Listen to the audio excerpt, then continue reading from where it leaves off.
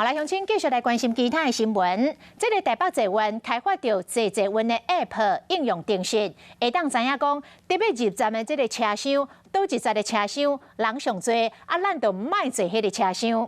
来看咱这个报道。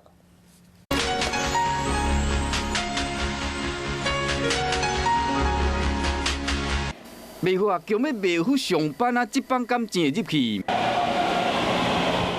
赶要上班、赶要上课的人，倒一个车厢人上少，这毋免跋杯就会知。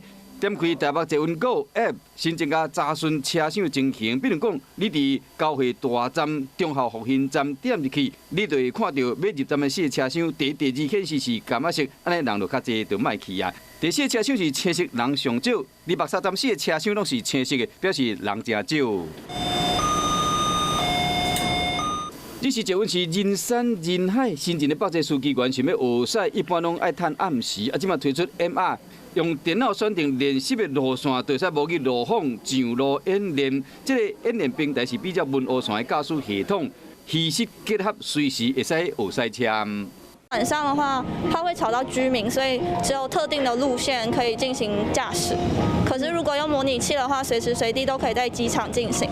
一切拢是为了安全上路。不过台地昨发生有人去野岛讲要杀人，家在有惊无险，啊那北捷对着这款情形，免怎应付？ 我们在事情的演练，以跟同仁的教育上面也都不断的在加强啊，希望能够面对这个类似的这个危安事件的时候，能够冷静，能够有效的处理啊。